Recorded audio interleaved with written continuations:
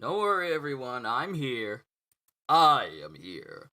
I'm just getting my usual attire on because just got out of a shower and the chapter was up.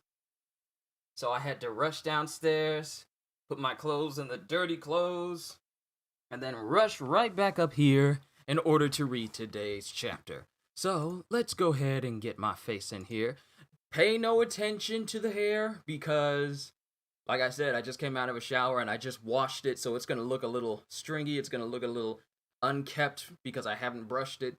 But you're not here to hear me talk about keeping myself clean.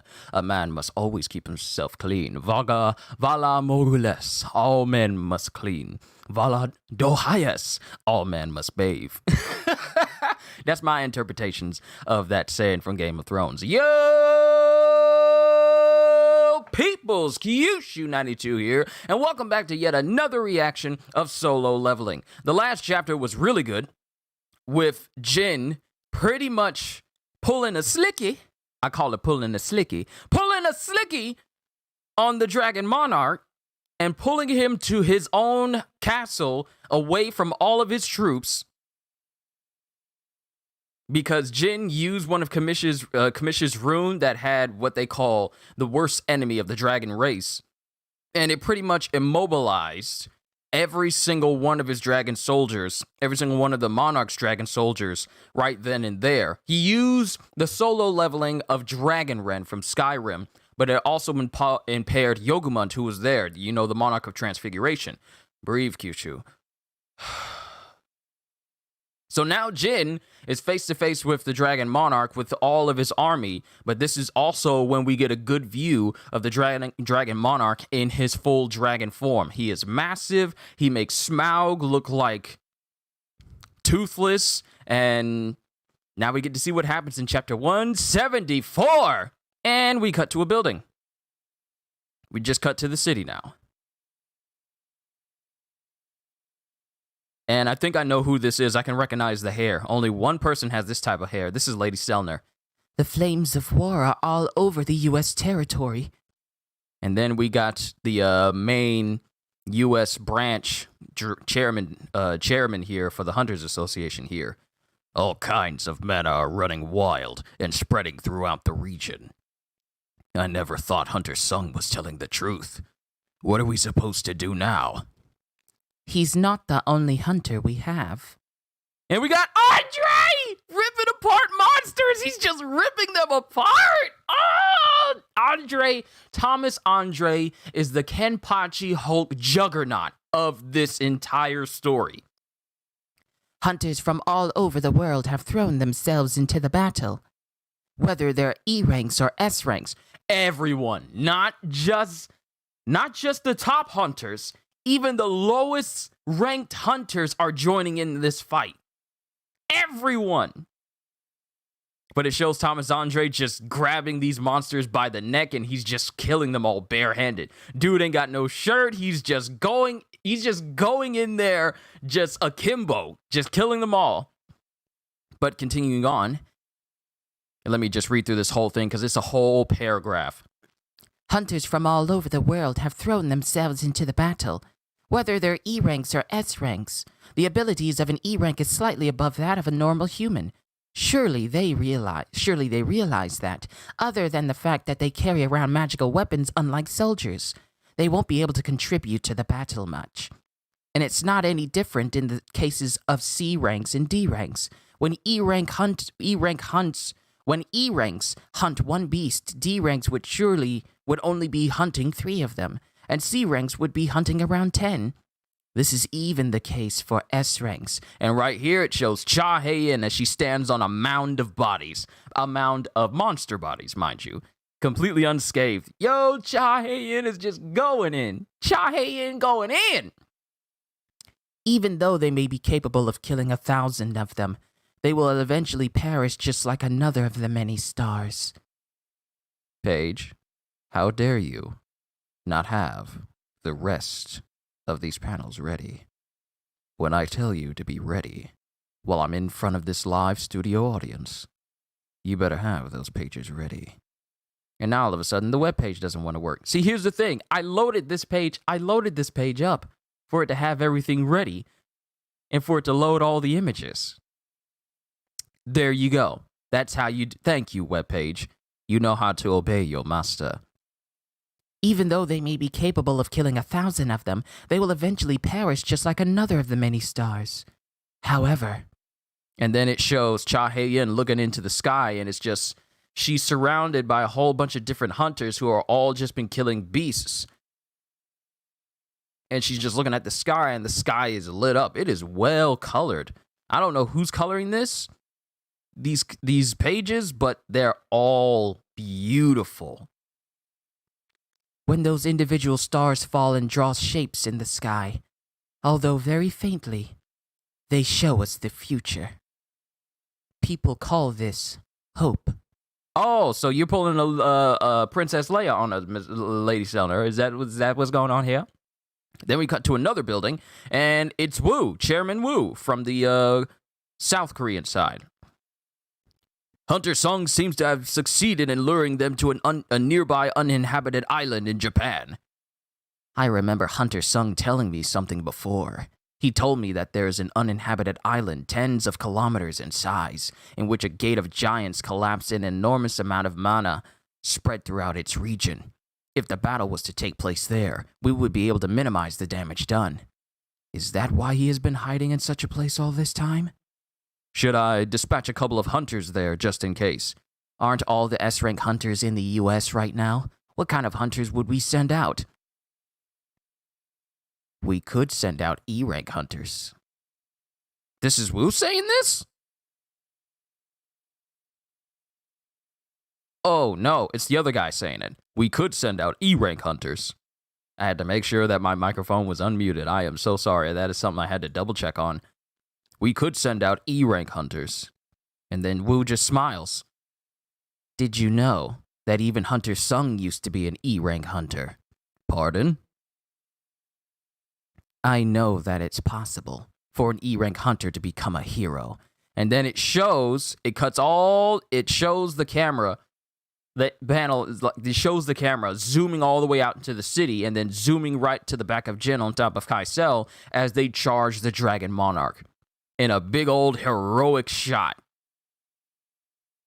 And the Dragon Monarch charges up his tailed beast bomb.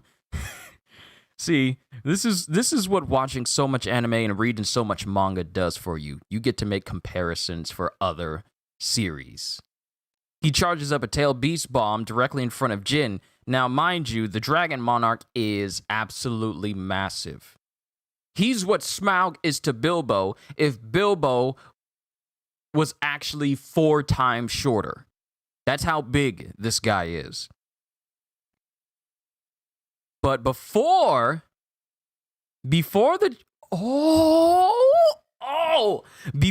Dragon Monarch can fire this tail beast bomb, a big old shape just shoots out of the side and wraps around his mouth. A shape that we're all familiar of. A shape in the form of a whip sword.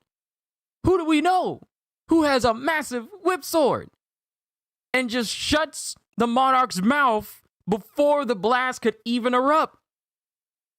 And then the Monarch looks out the side of his eye, and it's Bellion! Bellion says, I don't think you ought to be doing that to my master. Bellion's got his sword wrapped around the Monarch's mouth so he can't breathe. He can not breathe, but he can't shoot out his blast steady. And it's shut tight. The Monarch can't do anything, and Bellion is just holding him. Then we have a giant, many giants that Jin has turned, and they all start grabbing the Monarch around his neck and holding him down to the ground. Now, even though these giants are huge, the Monarch is bigger. He's still massive. It's taken 2 giants in this one panel to hold down the Monarch's just his neck alone. So if this is just his neck, imagine what the rest of his body looks like. Then we got Tusk. Tusk is there. And he starts channeling magic And then he holds his hand up to the sky. And I think, from what this appears, I think he's erupted. Oh, now we get a full body view of the Monarch. He's huge. I can see the giants in comparison to his body, and the Monarch is just eclipsing them. These giants can ride on the back of this Monarch if such a thing were possible. But that's how big the Monarch is. The Monarch is so huge. He is to the giants what Kaisel is to Jin. That's how big he is. But it appears that Tusk channels magic into the air, and it comes down on the Monarch. And I want to say that he's did something to try and confine him to the ground so that he actually can't move, like a restriction Hado from Bleach. Then we have Beru, and then we have is that Greed? We haven't seen Greed in a hot minute, haven't we? It shows Beru and what appears to be Greed jumping into the air above the Monarch. And they both are moving at such a speed that their bodies are literally blurring as they start to come down on the Monarch.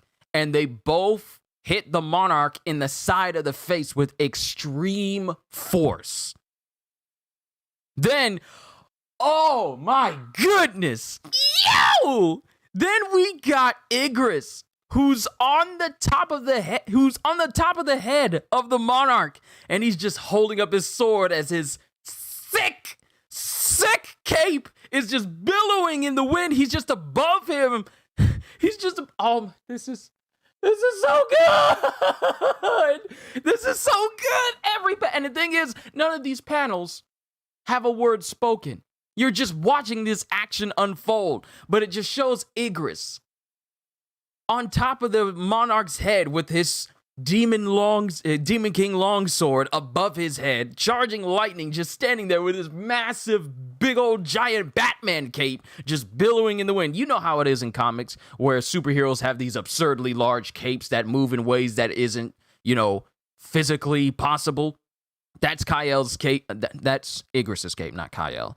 Not even Kael. Why am I saying Kael? Kael's a YouTuber. Kaisel, and that's wrong. But Igris's cape. There's a lot of names just rummaging around in here. I do apologize. But Igris's cape is billowing out as he's charging up the Demon King longsword on top of the Monarch's head. And then he brings all of the lightning. Not just some of it, all of it. He just says, let me have all the lightning in the world. And then just brings it all down on top of the Monarch. And Jin is up above watching all of this unfold as it shows the Monarch down on the ground still as, residual lightning comes off of his head while the giants are still holding him, while Belion is still holding his mouth closed. And then Jin thinks, I think it's working pretty well. And then the Monarch speaks. How amusing. I like fights when I overwhelm the enemy with a significant difference in numbers, but I do find the opposite situation quite amusing. And Jin opens his eyes wide and a bead of sweat appears on his face because everything that has just happened to the Monarch did nothing. All the epic moments we just had from Greed and Beru and Belion and Igris. Everything that all of Jin's Shadow Soldiers have done nothing. And then the Monarch says, allow me to show you the real thing. Dragon Fear! Yo, the Monarch can use Dragon Fear, but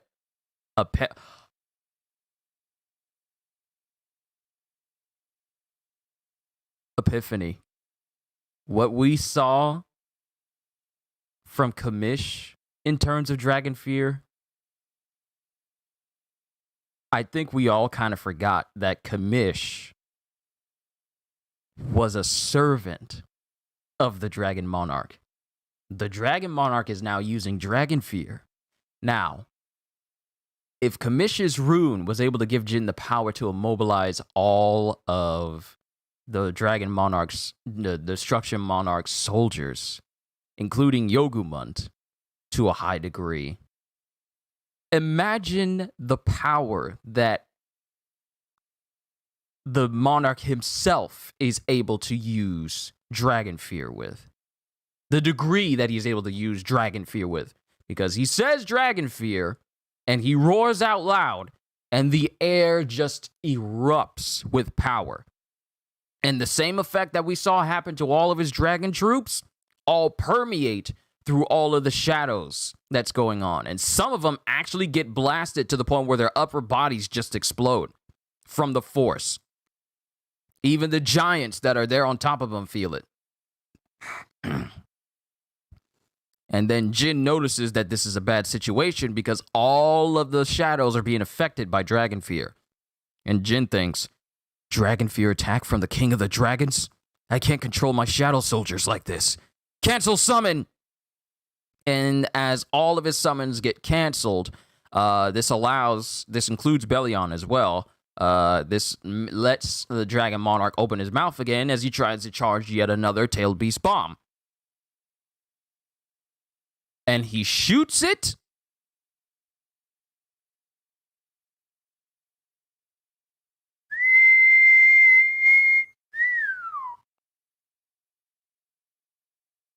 He shoots it.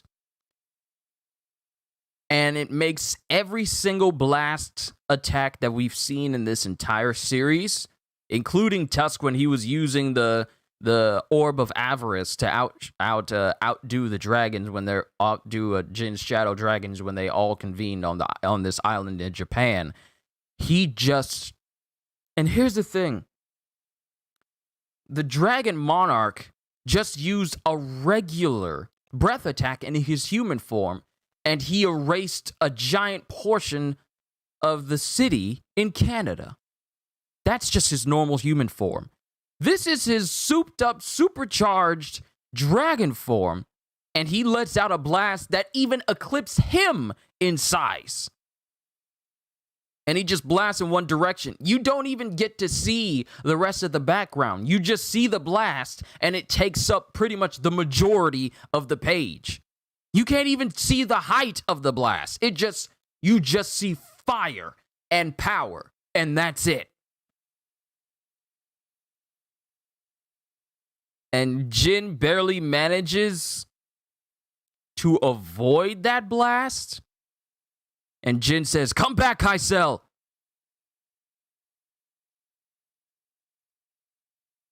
And it shows the fire blast going into the distance. Now, mind you, the blast attack is not just one long beam of fire. It's just a massive torrent of power that goes sailing into the distance. Now, a great deal of the island that Jin is on is completely eviscerated. And then it shows the blast continuing out and further into the ocean, whipping up huge amounts of water as it flies over the ocean. And then it explodes out into the ocean in a massive explosion.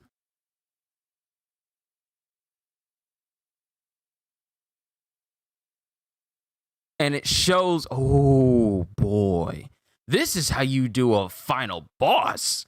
And it shows the Destruction Monarch in the background, just completely in shadow, just silhouetted. But you see his eyes glowing as he looks in front of him, and all you see is just scorched earth. That's it. That's all you see is just smoldering, burning ruins. This Destruction Monarch is the fatalis of this story. And then the Monarch says, "This is the real thing. The Avatar of Destruction, who doesn't hesitate to sacrifice oneself for the sake of a raging war, the amalgam of blood, scream, madness, and destruction. A being created solely for the purpose of war. That is me, Antares. the King of Dragons and the Monarch of Destruction. We have his name, ladies and gentlemen. You are now free to say his name in chat. I won't remove your comments anymore because we have his name. Antares, the King of Dragons and the Monarch of Destruction. His name!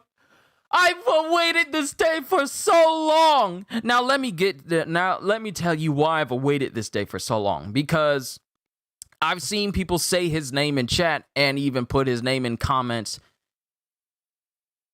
countless times, pretty much spoiling what his name already is. From at least like a month and a half ago, people were just spoiling his name as if I wanted to know it then. So I take solace in finally seeing his name revealed here and now. So now you guys ain't got to worry about, oh no, we can't say his name anymore, otherwise he's going to remove my comments. And I did, because I didn't want to see it, and I didn't want anyone else who was just enjoying this entire series, to be spoiled on it either. But now his name has been revealed, ladies and gentlemen. You may now proceed to say his name as many times as you please. Antares! Antares! Antares! The King of Destruction. The King of Dragons and the Monarch of Destruction. It's so nice to officially see his name now in these chapters. Now I got to feel like I hope no one says his name because I really don't want to remove any more comments. It's finally here. I gotta read that intro again. This dude got an intro. This is a Kaido level intro. Remember how Kaido was narrated to be shown? Remember how Kaido in One Piece was introduced, and it just said like, when this man is known as the 100, this man was captured this many times and sentenced to death this many times. When he was sentenced to death by beheading, the blade broke. When he was sentenced to death by hanging, the rope broke. Every attempt to kill this man has failed. Whether it's the air, land, or sea, people always say, always bet on Kaido. He is the invincible 100 king of the 100 beasts. Kaido, the Yonko, emperor of the sea. Just this massive amounts of hype for Kaido. And now we have Antares introducing himself, saying, Hold on, I gotta hear my own voice when I do this.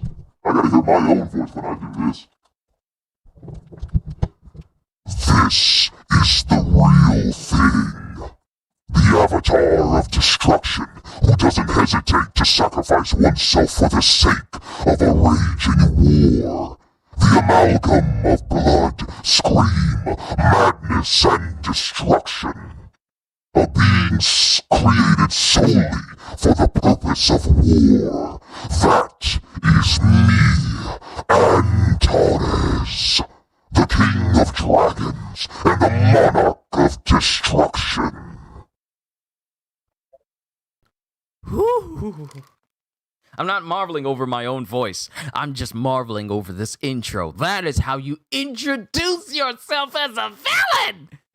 And now we cut to Jin. I'm sorry, I just hyped over that way too much. Please forgive me. Then we have Jin thinking, after this magnificent god-tier intro, the enormous amount of mana from when the King of Giants died must have sunk into the ground, and yet it didn't last against that attack. Even undying soldiers would perish immediately if they were to take a direct hit of his breath.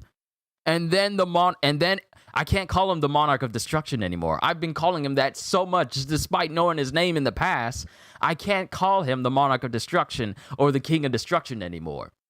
Then Antares transforms back into his human form and says, "You do not have to be so nervous, Shadow Monarch. When you grabbed my arm, I could have easily broken free, but I did not because you impressed me by driving me into a corner. And as a fellow monarch, I wanted to have a quiet conversation with you." Now, when he's transforming back into his human form, He's just enveloped in smoke as the power just at his dragon form leaves him and he turns back into like his human state again. But the dude is saying he could have easily broken away from his grip. So the whole point of Jin being like Ichigo Final Getsuga Tensho level in terms of driving him away, Antares, I'm so used to calling him the Monarch because me not wanting to say his name. But now I have to force myself to call him Antares now. But Antares could have easily broken his grip. He was amused by being able to push him that far. Good Lord Jesus. But he's saying, and as a fellow monarch, I wanted to have a quiet conversation with you. If you have inherited the previous Shadow Monarch's memories, then you must already know this. But our ultimate enemy is not this world, but exists beyond the skies. The army of the rulers. Their only meaning in existence is to destroy the monarchs who were born within darkness. And the Shadow Monarch is not an exception to this. I was planning on eliminating you and preparing to fight with them. But I've changed my mind after seeing how you fight. You possess a different set of talents compared to Ashbourne. And I saw our glorious victory within your talents. If you want me to let your family live, I will do so. If you want me to preserve your country, I will do so as well. What is going on? Is he trying to get Jin to join his side? Yo, this man is pitching, join the Monarch side. We got cookies, destruction, and a free world from the rulers. This dude is trying to recruit Jin. If you want me to let your family live, I will do so. If you want me to preserve your country, I will do so as well. If you wish for me and my soldiers to depart from this land, I will leave quietly. Excuse me, bruh? Bruh! You just killed all of Canada! And now you trying to say, like, if you join with me and I'll leave? You just killed Canada! You can't just kill Canada and then just say, like, oh, if you join me, then we'll just act like this ain't happened. Huh? If you wish for me and my soldiers to depart from this land, I will leave quietly. Become the owner of this land. And I'm not talking about the castle in the hills. I mean the owner of the entire planet. You possess such qualifications. And then he holds his hand out to Jin. And then Jin looks down and then looks at him. And then Antares says, all you have to do is hold my hand. Yo, this dude! Don't make a deal with the devil! Don't make a deal with the devil! Antares is just smiling in his face, trying to be all chums now. He just nuked half of Jin's island! And then part of the ocean! And then it's all like, come on, let's be pals. Let's be buddies. That's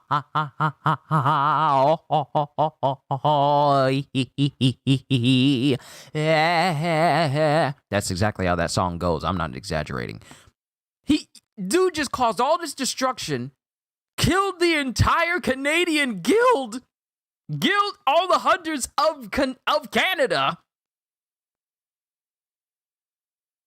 caused chaos and destruction, then fights Jin, nukes half of his island, explodes the ocean, which is what Torg wanted you to do in Tiny Tina's Assault on Dragon's Keep, so let him know that we found a person who was able to do that little mission from Torg, just so you know. And then all of a sudden, he wants to hold his hand out and have Jin join him. All you have to do is hold my hand. If we combine forces to defeat the soldiers of the rulers, your family, your country, and this entire planet will regain peace and freedom. He says as he stands in the cratered remains of what was part of Jin's island. He's having a conversation in the very spot he just blew up with Jin. Your family, your country, and this entire planet will regain peace and freedom. How about it? Shadow Monarch, will you join me? And then Jin just looks at him, and we see his mouth kind of open, and then Jin's eyes turn black. His eyes turn black, like the sclera of his eyes turn black, and his irises are still purple, but his eyes turn black. And then Jin says, "Don't make me laugh.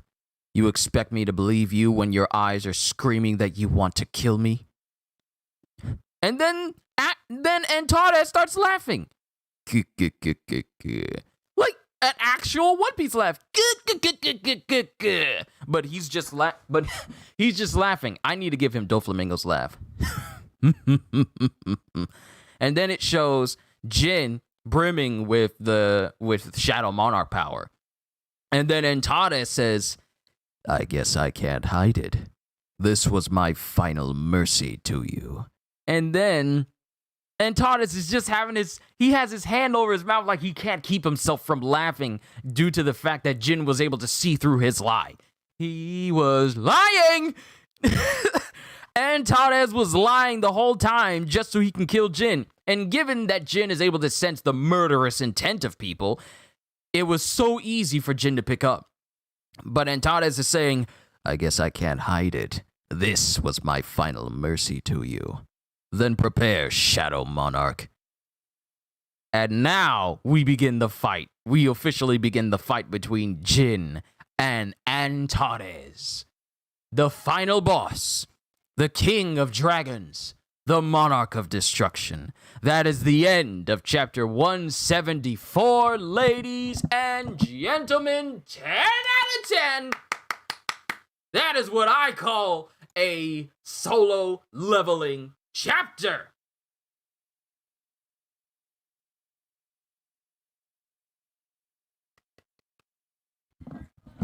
It was so good.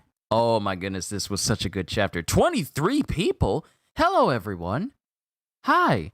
If you're new to the channel, I really do hope you enjoyed my reading of the latest chapter of Solo Leveling. Welcome. Let's see what you guys have said. All right, Ramil was here first. Like, that's the first time someone has actually beaten Kohagen here in chat first. You were here first, then Kohagen, then there's Satchit, and then Cha Young Woo. Welcome. Good to see you all. Let's see what you have said. I hope it will be good. Oh, wait, you're talking about the Spider-Man trailer. I'm gonna do another reaction once I'm done here. I want to do it live. I want to do a live reaction to the latest Spider-Man trailer. Because we got to talk about that. I haven't seen it. I have not seen the latest Spider-Man No Way Home trailer. I am aware who is in it because thumbnails like to show up. So, but I just want to see this trailer in its entirety. But we're definitely going to do another live reaction after we're done here. And then we'll talk about where Spider-Man movies kind of stand right now. But you're talking about Spider-Man, bigger than King Ghidorah. Pretty much the same. I think, you know what? Yeah, I'm going to say it. I'm going to say that possibly Antares is about the same size as King Ghidorah. He's just absolutely massive. Well, yeah, he didn't receive the title Sovereign of Destruction for nothing. Just research the name Antares. It is the 15th brightest star in the clear sky and the one star that is purely red. Ooh. The introduction of Antares is like Batman. I am vengeance. I am Batman. I am vengeance. I am the night. I am Batman. Pure majestic. Call me crazy, but I like him more than Jinwoo or Ashbourne. Nah, Ashbourne's introduction was better. I mean, the way Kyuchu introduced him. Oh, so you like the way that I introduced Antares the whole time. I had to go through it a second time because it was just that amazing. That's how you hype up the final boss of a story. You give him a grandiose introduction that is befitting of the type of character he is, and then just let it rest in people's minds that anyone else facing this guy would die. This is someone only the main character could fight. I guess King Ghidorah from Godzilla is part of Antares' army, since in the movie they mentioned that Ghidorah came from space. I guess he came to Earth to invade, destroy. You see, now it makes you wonder if King Ghidorah came from space, Is he the only one of his kind, or is there more? Is he like the Omni-Man of his race, come to weaken Earth to make it part of their cluster of planets in their empire? Is that what King Ghidorah is? Never thought about that, did you? But this was a great chapter. Here's the thing. No, I'm not putting my mic down because I'm kind of really hyped now. Here's the thing. We have a lot of great moments from Jin's shadows coming in and actually looking like they're making a difference. We got Bellion, wrapping his giant whip longsword around the mouth of Antares and then keeping him from shooting out his giant nuke everything in that general direction beam attack. And then it shows giants holding him down. Shadow giants holding him down. Then it shows Greed and Bellion, and I specifically take note of Greed because Greed we don't really see too much of ever since he was created. We saw him speaking to Jin one time, and then we saw him break out of the ice prison that the Frost Monarch tried to bind him in, saying that he's just going to kill them all and rob them of every last breath. And then we see him here. We don't see too much of Greed all that often, but Greed and Beru come in, and they both, with extreme force and extreme strength, try to dive bomb Antares. And they hit him, and then it looks like Tusk uses magic to force Antares down to the ground and keep him from moving as Beru and Greed dive bomb him. Then we have Igris using the Demon King longsword to just electrify and bring down all sorts of lightning on top of the Monarch's head. Then when the smoke clears, why did I just call him the Monarch? Did I call him the Monarch again? I called him the Monarch again. I gotta get used to calling him Antares now that his name has officially been revealed.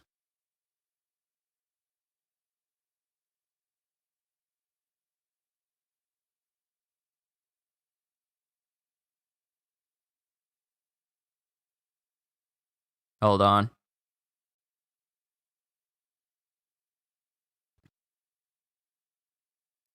Are we good? Are we back now? I lost the connection for a hot second, so let me go ahead and bring this to a close. Let me not spend too much time. Are we back? Okay. Igris is standing above him, and he just electrifies Antares with nothing but pure lightning.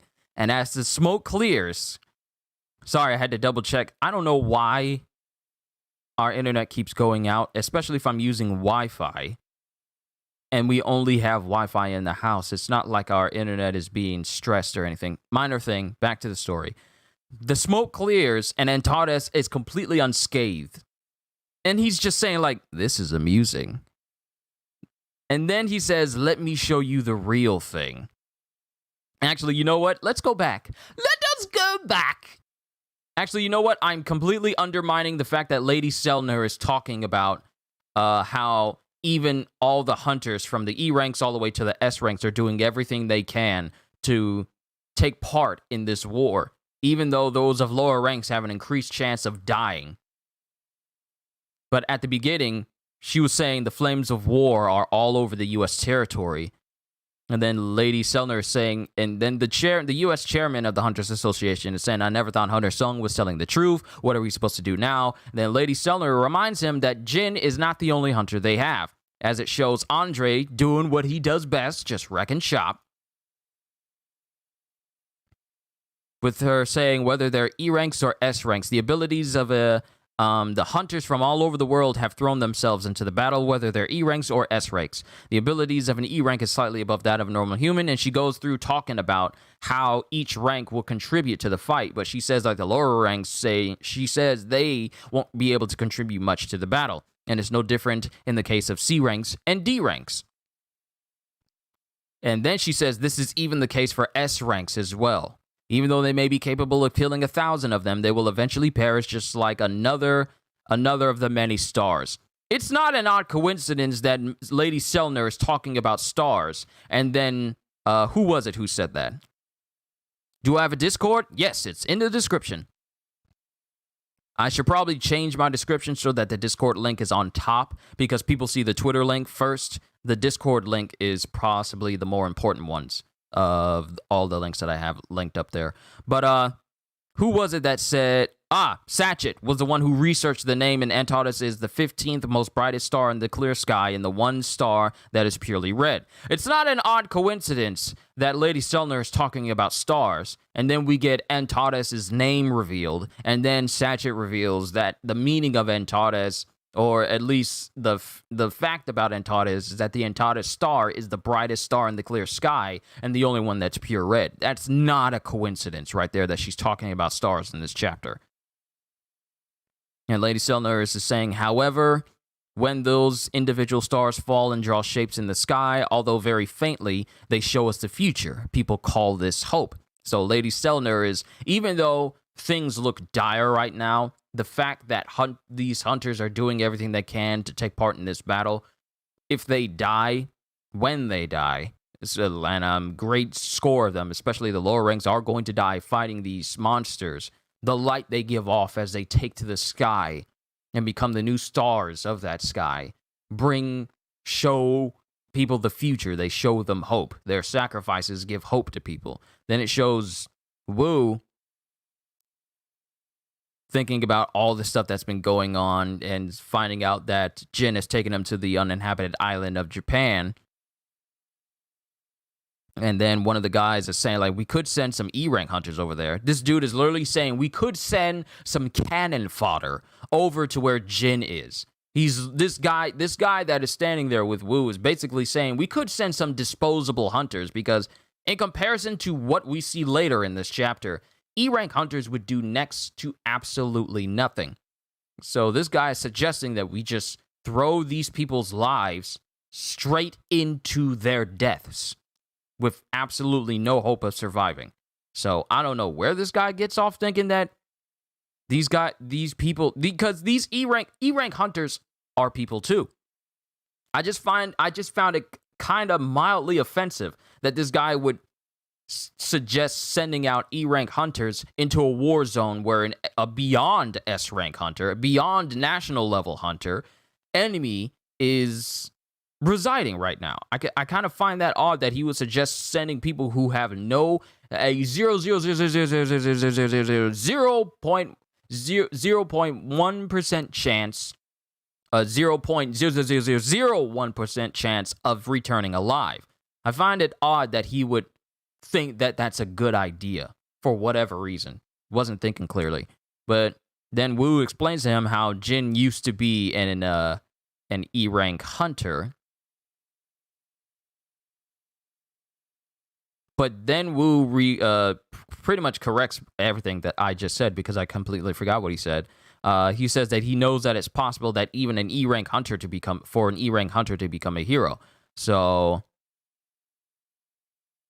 even Wu kind of has this idea of, sure, you could send them, but it's not entirely out of possibility for an E-rank hunter to become a hero because it happened to Jin.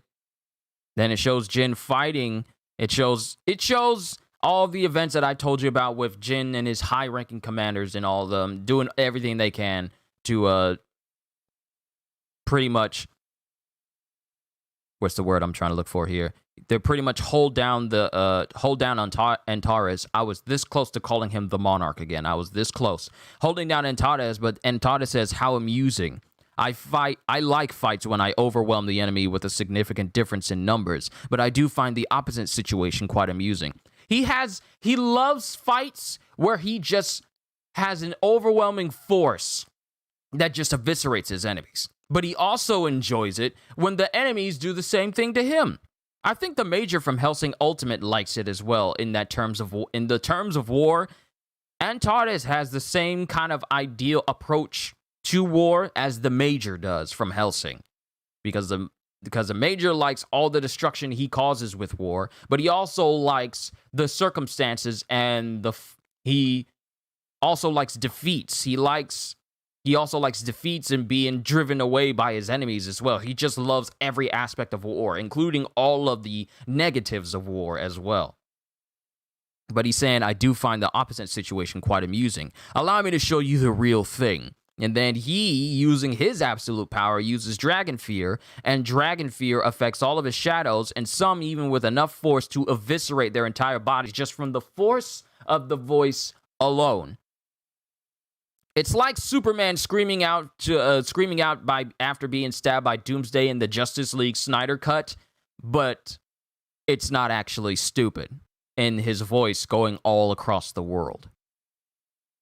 Good God, that was a stupid thing to do. That was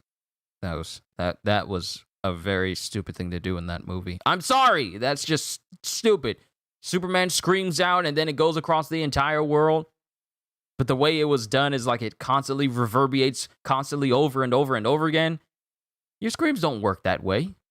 Not even if you're Kryptonian. I'm sorry, I'm griping over the same thing. The Dragon Fear that Antares uses goes through the entire island, and the force of it causes numerous shadows to just explode at the top, and then Jin sees that this isn't allowing him to control his soldiers anymore because all of his soldiers are being controlled by it and affected by it. Not controlled, but affected by Antares' Dragon Fear. And he cancels all the summons, and then Antares uses reduce all of creation to ashes. Ryujin Jaka. That he basically just,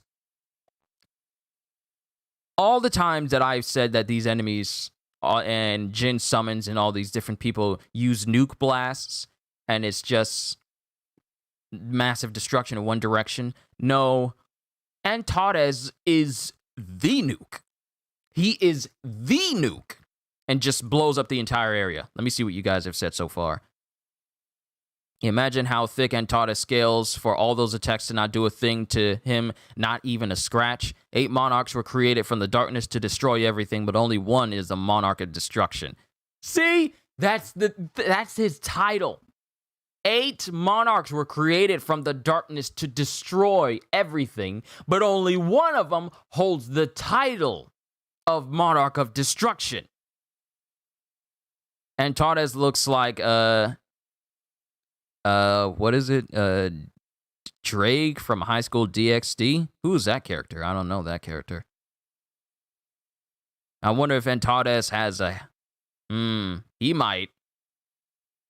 Ashbourne is the anomaly since he was a fragment of brilliant light and became sovereign. Probably not, because he only exists to destroy nothing more, nothing less. Yes, I think Ashbourne is really an anomaly. Maybe the absolute being had faith in him that he will be loyal, and even after death, he will become stronger after death, so he can always protect him. Sorry, that whole sentence there kind of messed me up. Ashbourne was created from light and became the darkness, or something like that. I mean, if you think about the title of the Sovereign, it's kind of odd. Buffering? Is it buffering? They're all born from darkness, but none of them possess the title that represents death and darkness. I guess the absolute being had it all planned. Superman couldn't do that scream. Black Bolt could. Black Bolt could do that, because that's what Black Bolt can do. Superman can't just say words and then immediately cause your entire body to explode. Black Bolt can do that. So that whole Superman scream from the Justice League Snyder cut was stupid. How it affected the narrative was stupid. The entire narrative of that movie was stupid. I'm sorry. Justice League did not become a better movie just because Zack Snyder released his cut. It's still a bad movie. But going back to the story, Antares just obliterates. What is the highest form of destruction in terms of words of descriptions? We have destroyed, we have ruined, we have obliterated, we have disintegrated,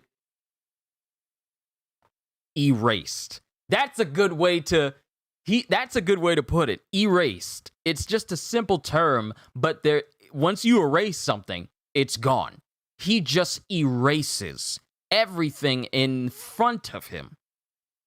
Ooh, that's actually really good. Erased. That's a far better word than obliterated, because you see all things get obliterated, you see it get nuked, but when you hear someone say they're just erased from existence, there's no other better word to describe it.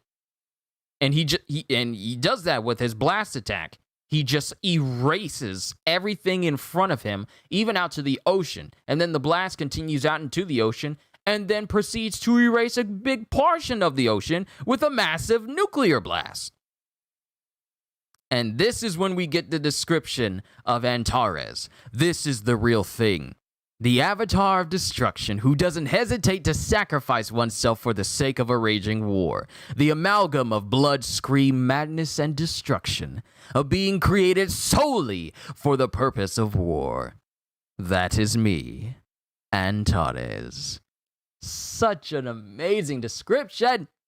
The king of dragons and the monarch of destruction.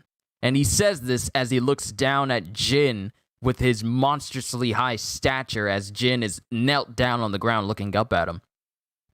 And Jin is saying the enormous amount of mana from when the king of giants died, Legia, died, must have sunk into the ground, and yet it didn't last against that attack. So all of the mana that was in the ground, pretty much in the ground, when Legia was there, all the mana that had sunk in there from Legia's presence, all of that, it was just erased. And yet it didn't last against that attack. Even undying soldiers would perish immediately if they were to take a direct hit of his breath. Even undying soldiers would immediately die. The undying would die if they were hit with this attack. And then Antares goes into his human form and then tries to be all chummy. He tries to be all chummy with Jin, saying, "You do not have to be nervous, Shadow Monarch. When you grabbed my arm, I could have easily broken free." I like using his voice. "As deep as I can go. Because that is the presence that he permeates from his body. But I did not because you impressed me by driving me into a corner. And as a fellow monarch, I wanted to have a quiet conversation with you." Let me just wrap this up real quick because I'm continuing on way too long. Superman couldn't do that scream. Black Bolt could. Blasphemy. Catastrophic. Catastrophic is a good way. Hydrogen bomb. He is a living hydrogen bomb. Think of all the titles of all the sovereigns, monarchs, and wonder why Ashbourne was the greatest fragment of brilliant light and got the title of the sovereign of the monarch of death. Absolute being, got it all planned. It keeps buffering. Maybe it's for me. It doesn't look like it's buffering on my end. I didn't get any drop frame rates things. Do you think Antares is stronger than Ashbourne as of this moment? I feel like they both have, it's difficult to say because even though Ashbourne is the monarch of shadows and monarch of death, you have Antares, who's the monarch of destruction. And for what we've seen thus far, he is monstrously strong, and he doesn't have he operates differently from Ashbourne. It's tricky to gauge their capabilities, at least for me, because they both have abilities that greatly makes them eclipse anyone that approaches them. So their approach to power is different. So they could be, for all intents and purposes, they could be neck and neck. It's just the way they employ their powers is what makes power scaling them tricky. At least for me. I'm pretty sure some people would put Antares higher than Ashbourne due to just the massive destruction that Antares is capable of creating. And then there's people that can put Ashbourne higher than Antares due to the capabilities that Ashbourne is able to use with his shadow power and just being able to raise all who...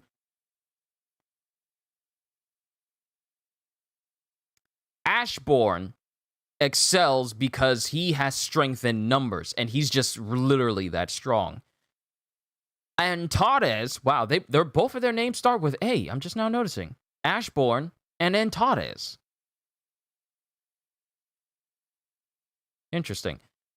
Ashbourne excels due to his ability to just defeat his enemies with overwhelming force, and that's not just eclipsing his power because Ashbourne is strong on his own right, but his ability to raise everyone that stands against him increases his power. Then you have Antares, who is destruction incarnate, the very epitome of the end of all things. And he has an army as well, but his own power is more than enough to deal with basically anyone. We've seen how destructive his own soldiers are. Him by himself is more than enough to contend with literally anything. Let us remember that one of his own former servants, Kamish, was regarded as the world's greatest calamity. Kamish by himself, a servant of Antares, was pretty much the world's greatest calamity. So imagine the power of someone that Kamish serves. I brought this up when Kamish was actually regarded in the past, when we first talked about Kamish in way back when Kamish introduced himself as a former servant of the Dragon Monarch, former servant of Antares. I brought this up a long time ago, but in terms of power between both Ashbourne and Antares,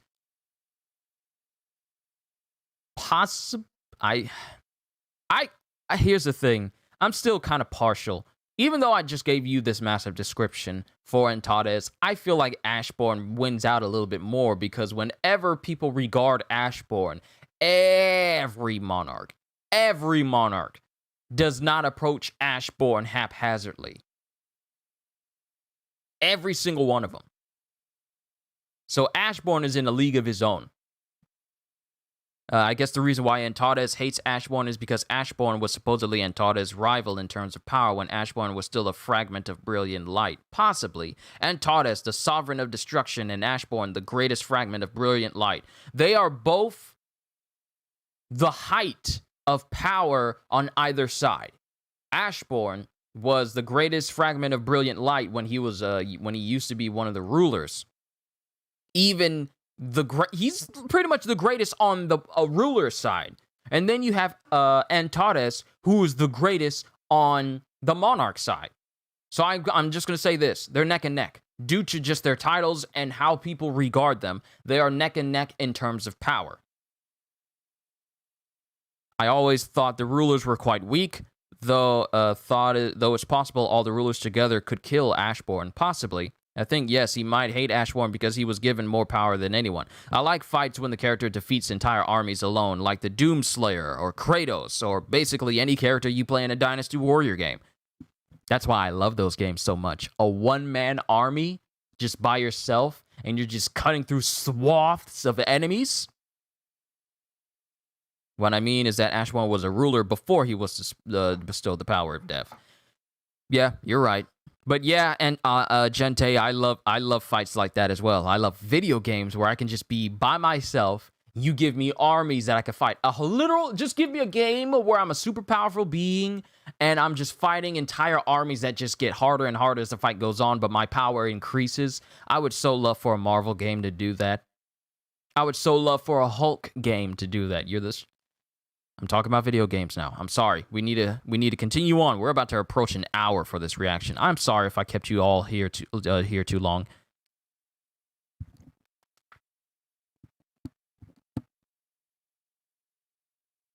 But as this is going on in the story, Antares tries to sympathize with Jin and try to tell him that I'm not your enemy. The world isn't my enemy. The rulers are. Their only meaning in existence is to destroy the monarchs who were born within darkness, and the Shadow Monarch is not an exception to this. I was planning on eliminating you and preparing to fight with them, but I changed my mind after seeing how you fight. You possess a different set of talents compared to Ashbourne, and I saw a glorious victory within your talents. If you want me to let your family live, I will do so. Bargaining. If you want me to preserve your country, I will do so as well. Devil dealing. This is a deal with the devil right here. If you wish for me and my soldiers to depart from this land, I will leave quietly. Become the owner of this land. And I'm not talking about the castle in the hills. I mean the owner of the entire planet. You possess such qualifications. Trying to appease to the power nature and trying to see if Jin has that ego that would make him think, I will be the ruler of this planet. Trying to goad his inner Sephiroth. I will be the ruler of this planet. Mother, let's take back the planet together. I had an epiphany. those inferior dullards. Like, he's trying to appeal to Jin, but Jin is all like, nah, bruh. You think after all the stuff you done, we just gonna be chums? Not only that, but I can tell that you really want to kill me right now. You think I don't sense your murderous intent? I got observation hockey, bruh. I can tell. And then Antares is laughing because you realize he's been found out. And he says, I guess I can't hide it. This was my final mercy to you. I was trying to be nice, but now I'm going to kill you for real. And that's the end of the chapter. I'm closing out this whole tab. I'm closing out the tab because I'm about to bring this to a close. Okay. Okay, legend, it's not my point. What I was trying to say is that Antares and Ashbourne probably fought before, and when he joined the Sovereigns, Antares got scared that the others will fear Ashbourne more than him. Ashbourne, in the flashback back with the architect, he defeated the armies of demons, beasts, 2 monarchs, and an army of rulers. That's quite strong. He really is. Oh, I get your point. That's why Antares wants to get rid of Ashbourne. The look on Antares' eyes were so murderous. They're the eyes that an enemy gives in an anime when they get found out that they're lying and they have such murderous intent. Those are Arlong's eyes when Luffy started to get on his nerves way back when near the beginning of One Piece. Those are the eyes that Arlong had when he was just furious. His eyes got bloodshot and just mad crazy. The killer intent, the bloodlust, the murderous anticipation in Antares right now is like, okay, I was trying to give him one last chance to, kind of the eyes of someone who wants to kill the person in front of him. Yeah, that's pretty much what we were saying, Ramil. The murderous intent in his eyes is beyond anything that Jin has seen in this guy since the beginning of this entire arc, since they both locked eyes with one another. And now we have Antares saying, all right, now we're going to fight, you and me. I was just letting you beat up on me this entire time. But now, since you won't join me, I guess I really will have to destroy you. And now we're going to get a fight. The real fight between Jin and Antares. I no longer have to call him the Monarch of Destruction or the King of Destruction or the Destruction Monarch. No more titles. I can say his name. Antares. Feels good. Who do I think is the best girl in solo leveling? Cha Hae-in and Jin's hunter friend. I forget what her name is. The one that has the long orange hair. I forget her name. But Cha Hae-in and then that other girl. I forget her name. It's been so long since we've seen her. Hope she's all right during all this destruction. In my opinion, the healer girl in the beginning of the story. Yes, that's exactly who I'm talking about. I like... Actually, you know what? Cha Hae-in and the girl from the beginning are both in the same spot. They both tie for first. Both Cha Hae-in and the healer girl. I forget her name. Someone's going to say so in the chat or they're going to say so in the comments. But either one of them. Either one of them. Okay, so what do I think of this chapter? This was a 10 out of 10 chapter, ladies and gentlemen. This was a good, great, fantastic chapter. And I'm looking forward to the next one next week. Hopefully we won't go on break from such an amazing chapter, but if we do, it's all good. Chugong needs all of the rest he needs because he's just been putting out fire chapters for the longest now. Jui, that's her name is. Jui! It's been so long since I seen her name. They're both Jinwoo's friends. But Jui! That's her name. Jui. I can't believe I forgot it after all this time. I'm sorry. But I'm bringing it to a close, ladies and gentlemen, because I want to start up another reaction. I might just do it as a video. Not as a live stream, but as a video, and then then we'll talk about it in the comments down below. I might just do it as a regular video for my reaction to Spider-Man No Way Home. But this was a great chapter. This was amazing. This was a chapter worthy of getting up from my chair from. It really was great. And we finally, the key thing for me personally, on a very personal level, is we finally got the name of Antares. Now I don't have to worry about being skittish around seeing comments that people leave.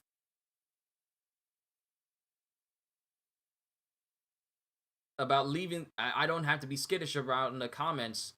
I don't have to be skittish around the comments linked around the name of Antares anymore, because I was getting so many notifications from people who felt the need to just say his name before the chapter even revealed him. So I'm glad that I'm at a state now, personally, where I don't need to worry about his name popping up and it's all like, I want this chapter to reveal it. Don't tell me his name. Don't have to worry about that anymore. I'm glad that we're past that, which means that you guys don't have to worry about me removing your comments if you say his name, because it's no longer a spoiler, because it's now been revealed. So I'm happy. Whew. But I'm looking forward to the next chapter. But that's all I got for you guys, ladies and gentlemen. I still haven't eaten breakfast yet. It is 10:27. I wanted to get started on this live stream for all of you. So I really do hope you all enjoyed. But yeah, that's all I got. So I just want to say it's an immense honor to bring you my reaction and my own personal voice acting reading of Solo Leveling for all of you. I hope you guys have all enjoyed my own approach to this story and how I read it in this audiobook style for all of you. I really enjoyed doing that for you guys, and I intend to bring you more manhwa and manga in the future for this channel, because I feel like this is something that I really love to do, just being an audiobook for people. But I just want to say it's an immense honor to be a YouTuber that you all stop by and enjoy, because I see so many regulars here. I really do. And it just does my heart good to know that people enjoy the stuff that I do. But I just want to say thank you for giving me the time of day. You didn't have to. You could have watched anyone else, but you chose to watch me. And I just want to say I'm grateful to every single one of you for making this channel far greater than I could have ever possibly imagined. So hope you all enjoyed. Can't wait to see you all in my next video. And if you're new to the channel and you enjoyed what you saw here today, then consider subscribing, because I am always looking forward to entertaining you. So have a fantastic day. And once again, I'm so happy right now. As always, later, peoples. Now it's time to react to this Spider-Man No Way Home trailer.